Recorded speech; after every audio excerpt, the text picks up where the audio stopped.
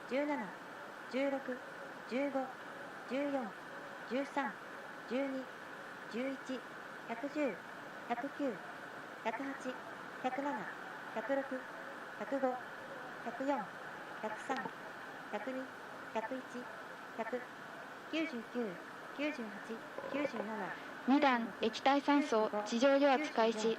Pressurization process of a second stage liquid oxygen has been initiated.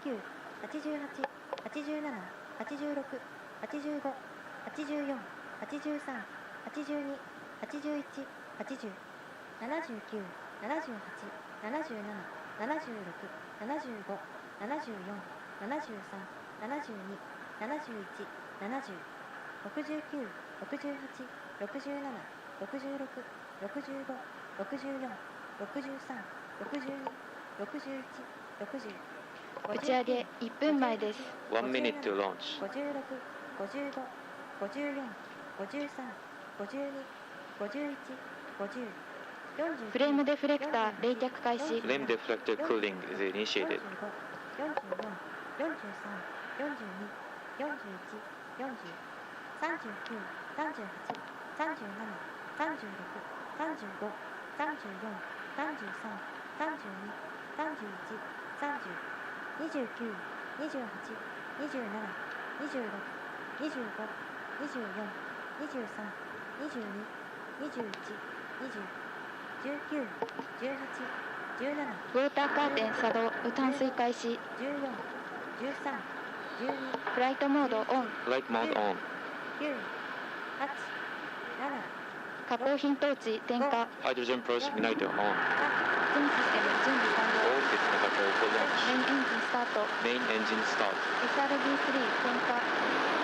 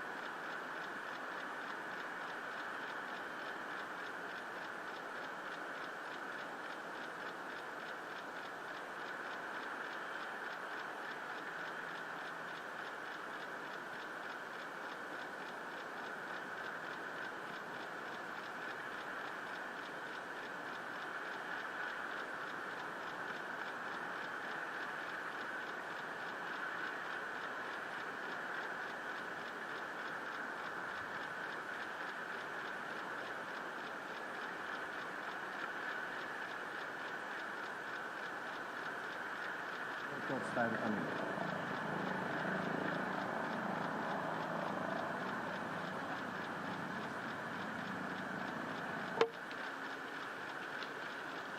企画管理主任より打ち上げ作業関係者に連絡します。ただいまメインエンジンは着火しましたが SRB3 は着火しなかった模様です。現在状況を確認中です。 This is an announcement from the Takesaki Range Control Center to all launch operators and personnel. We have a report that the main engine was ignited, but the SRB3 were not. We are examining the situation. 繰り返します。ただいまメインエンジンは着火しましたが SRB3 は着火しなかった模様です。現在状況を確認中です。 Repeat. This is an announcement from the Takesaki Range Control Center to all launch operators and personnel. We have a report that the main engine was ignited, but the solid boosters were not. We are now confirming the situation. はい、打ち上がっているはずの時間になりましたが、まだ So it should have been launched, but the He-3 launch vehicle still remains in the launch pad, and there was a broadcast or announcement. Based on the announcement, the main engine was ignited, but SRB-3 did not ignite. But we are still confirming facts, and so in regards to what had happened, we will provide you with an official report, but we are still trying to confirm the details, so please bear with us.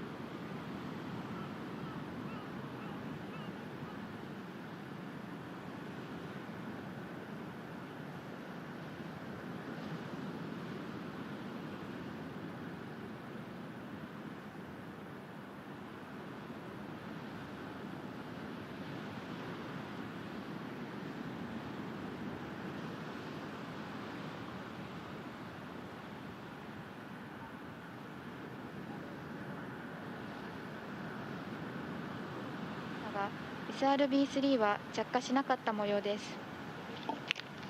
状況確認には時間を要する見込みです。分かり次第、打ち上げ関係者に別途連絡いたします。これをもちまして、本日の H3 ロケット試験機1号機の打ち上げ実況放送を終了します。This is an announcement from the Takesaki Range Control Center to all launch operators and personnel. The main engine was ignited, but the side boosters were not.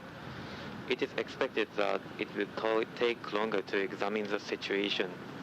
The status of H3 launch vehicle test flight number 1 will be announced to all launch operators as soon as it will be confirmed.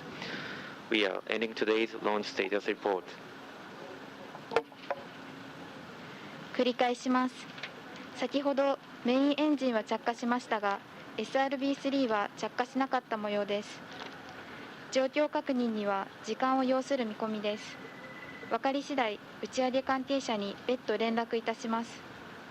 これをもちまして、本日の H3 ロケット試験機1号機の打ち上げ実況放送を終了します。repeat. The main engines were ignited, but the solid boosters were not. It is expected that it will take longer to examine the situation. The status of A3 launch vehicle number 1 will be announced to all launch operators as soon as it will be confirmed. We are ending today's launch status report.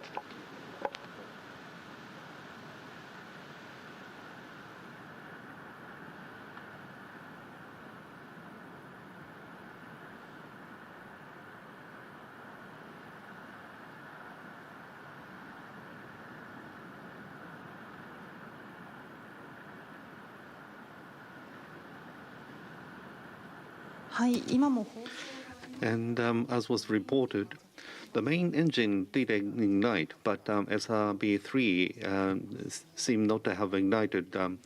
But specifically, we don't know the reason as to why this did occur. It might take some time, but as a fact, about 6 seconds before the launch, the main engine ignited and it becomes stable. And count 0, SRB3 was to be ignited, but unfortunately it didn't ignite.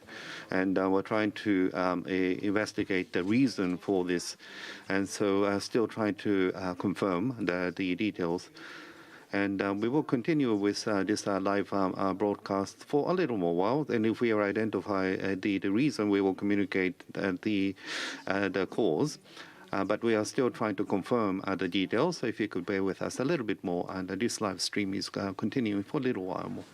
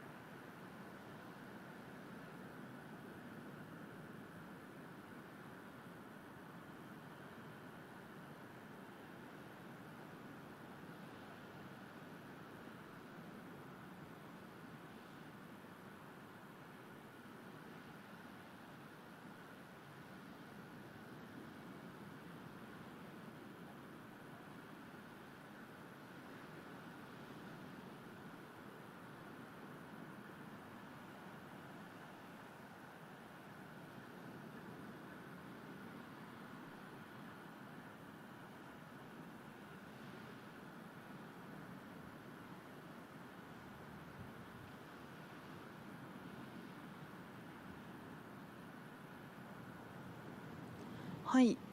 まだ新しい情報はこちらに。We have not been able to obtain any new information at this point in time, but I apologize for having everyone wait. But there was a report before in the live broadcast, and they were only talking about what had occurred as a phenomenon. So the main engine did ignite, but SRB3 did not ignite.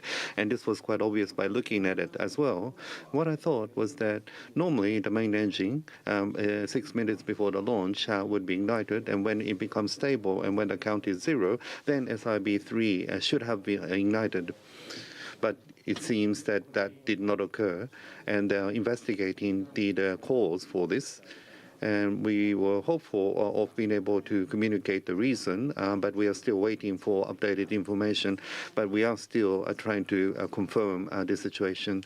And so if you could bear with us, we will still continuing the live stream.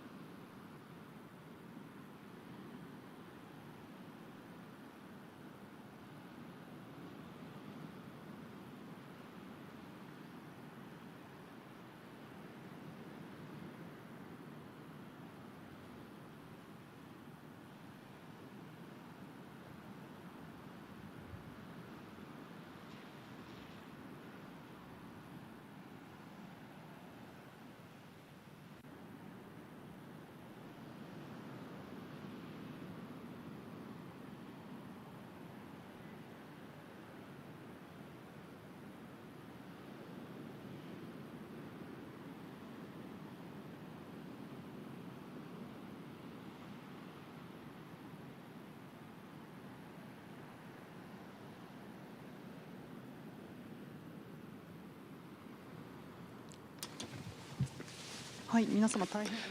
I apologize for having to make you wait. We have no updated information. And if I repeat, the main engine did ignite, but SRB3 did not ignite. We are still trying to confirm the situation. I repeat, the main engine successfully ignited, but SRB3 did not ignite. And we are still trying to identify the cause. And it would have been nice if we were able to explain what had happened, but it is taking time to identify the true cause, and so it seems that we will not be able to tell you the exact cause. But the main engine did actually ignite 6 seconds before the count was 0. I think you may have been able to see it. At the count of 0, SRB3 should have ignited, but unfortunately that did not happen. And additional information is not expected to be made available within the next few minutes, and so we'd like to conclude the live streaming of the HR3 launch vehicle test flight number 1. More detailed information will be made available on JAXA's website, so please refer to the website. And I truly apologize for those people who were very much looking forward to the launch, but hopefully we'll be able to regroup and go to the launch again. But the detailed information will be made available on the JAXA's the website. Thank you very much for joining us for the live streaming today. Thank you.